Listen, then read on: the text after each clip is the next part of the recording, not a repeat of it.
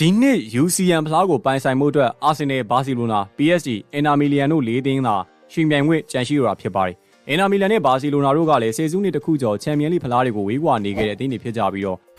ပြောမယ်ဆိုလို့ရှိရင်အာဆင်နယ်နဲ့ PSG နှစ်သင်းလုံးကလည်းပဲချန်ပီယံလိသမိုင်းတစ်လျှောက်မှာတစ်ခါဘူးမှချန်ပီယံတိုက်တယ်ကိုမရထားတဲ့အထိကန်ခေထားကြပါအာဆင်နယ်နဲ့ PSG တို့ကလက်ရှိချန်ပီယံလိဆီမီဖိုင်နယ်ပထမကျော်ကိုဧပြီလ30ရက်နေ့အမ်မရီကွင်းမှာရှင်မြိုင်စော်ကစားသွားမှာဖြစ်ပြီးတော့တသင်းကတော့တသင်းကိုကြော်ဖြတ်ပြီးတော့ချန်ပီယံလိဖလားကိုကင်မြောက်နိုင်မယ့်အခွင့်အရေးနဲ့အတူတူဖလားကန်ခေမှုကိုလည်းအဆုံးသတ်နိုင်မှာပဲဖြစ်ပါတယ်။အာဆင်နယ်သင်းကချန်ပီယံလိမှာခက်ခဲကြမ်းတဲ့လန်ကီကိုကြော်ဖြတ်ခဲ့ရတာဖြစ်ပြီးတော့ရီယယ်မက်ဒရစ်ကိုဂိုးပြတ်အနိုင်ပြီးတော့ချန်ပီယံလိဖလားပိုင်ရှင်ဆိုတဲ့တိုက်တယ်နဲ့ထိပ်ဆုံးမှာရေပန်းစားနေတာဖြစ်ပါတယ်။ဒီလက်ရှိရာသီအတွက်ချန်ပီယံလိတစ်ခုတည်းကိုသာအာယုံအပြည့်ထားကဒီဇိုင်းမမတ်စွန့်နိုင်ပြီးတော့တခြားဖလားတွေအတွက်လည်းဘာဖီအားမှမရှိပါဘူး။အာဆင်နယ်သင်းကလက်ရှိချန်ပီယံလိကစားပွဲတွေမှာကစားပုံကောင်းကောင်းနဲ့ဒဏ်ရာတွေကြားတွေကခြေစွမ်းတည်ငြိမ်မှုကိုပြသထားနိုင်ပြီးတော့စလီဘာရဲ့အမားတစ်ခုသာမရှိဘူးဆိုရင် UCL မှာ Real Madrid လိုအသင်းကိုကလင်းရှိရနိုင်လောက်အောင်အသင်းရဲ့ခံစစ်ကလည်းအထူးမာကျော်မှုကိုပြသထားပြီးတော့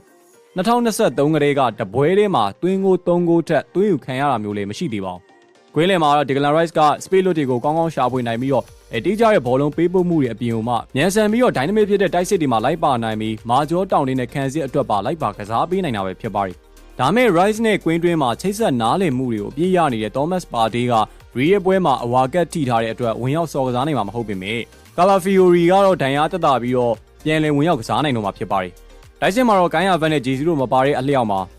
အားနည်းမှုတွေရှိတော်ညာလည်းပဲစာကားတော့ဒဏ်ရာလေးရထားရဆိုမဲ့ငယ်ရွယ်တဲ့မာတင်နယ်လီနဲ့ထရော့ဇက်တို့ရဲ့တောင်ပန်တိုက်စစ်အားနဲ့မာရီနိုဖော်ဝက်ထားကစားပြီးတော့ PSG ခံစစ်ကိုထိုးဖောက်နိုင်မလားဆိုတော့လေထပ်ပြီးတော့စောင့်ကြည့်အောင်ပါပါ။ PSG အသင်းကတော့ဒီနှစ်လီဂူဖလား1အတွက်သေးကြနေပြီးတော့ UCL သမိုင်းတစ်လျှောက်တစ်ခါမှချန်ပီယံလိအောင်မြင်မှုမရသေးပေမဲ့ဒီရာသီမှာတော့ဖလားတစ်လုံးရဖို့အတွက်လိုအပ်နေပြီးတော့ဖလားလက်မဲ့ဖြစ်နေတဲ့အာဆင်နယ်လောက်တော့ဖိအားမများသေးပါဘူး။အရင်က PSG အသင်းကအမ်ဘာဘေးနီမာမက်ဆီအပြင်တခြားသောကျယ်ဝင့်ကစားသမားတွေများစွာနဲ့နိုင်ငံတွင်းမှာအောင်မြင်မှုများစွာကိုရရှိနေခဲ့ပေမဲ့လေ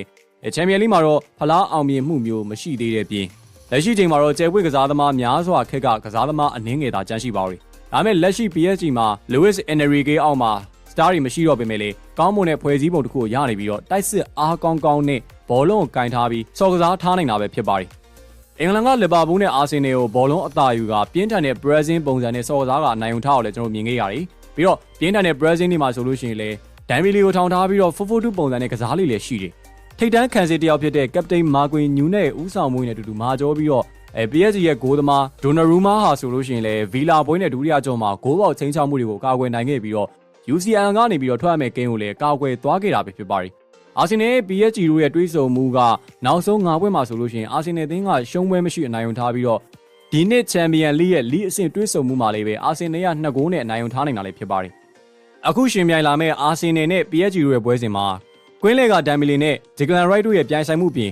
High Brazil ကိုမှဘောလုံးကင်ကစားမဲ့ Ball Possession လုပြီးတော့ရှင်ပြိုင်မဲ့ကစားပွဲတွေကိုမြင်တွေ့နိုင်မှာပဲဖြစ်ပါတယ်။ပွဲရလဒ်ကိုခံမှန်းပေးရမယ်ဆိုလို့ရှိရင်တော့ကျွန်တော်တို့ Noisy for you ကနေပြီးတော့ခံမှန်းပေးထားတာကအာဆင်နယ်က2 PSG 0အင်္ဂွင်းအားသာချက်နဲ့တူတူမှပထမပိုင်းမှာအာဆင်နယ်ကအာလီဂိုထုတ်နိုင်လိမ့်မယ်ဒုတိယပိုင်းမှာလည်းပုံမှန်ကစားဟန်နဲ့အာဆင်နယ်သင်းကဆက်ပြီးတော့အနိုင်ယူသွားမယ်လို့မျှော်မှန်းထားပါတယ် PSG ကလက်ရှိရာသီမှာချန်ပီယံလိအတွက်ချီထနေရဆိုပေမဲ့လေအာဆင်နယ်ရဲ့အင်္ဂွင်းဖြစ်တဲ့ပထမအကြိမ်မှာဘောလုံးလက်ကျန်ကစားသမားတွေမျှော်မှန်းသလိုအင်ရှင်အာဆင်နယ်ခြေစွမ်းကိုကြော်ပြီးတော့စွမ်းဆောင်မှုတွေပြုလုပ်နိုင်လိမ့်မယ်လို့တော့ကျွန်တော်တို့မထင်မိပါဘူးမိတ်ဆွေတို့ရဲ့ခံမှန်းချက်ကရောဘယ်လိုမျိုးရှိပါလဲအာဆင်နယ်သင်းရောအနိုင်ရသွားမလားPSG အနေနဲ့အာဆင်နယ်အတွက်ပြိုင်ဘက်ကောင်းဖြစ်လာနိုင်မလား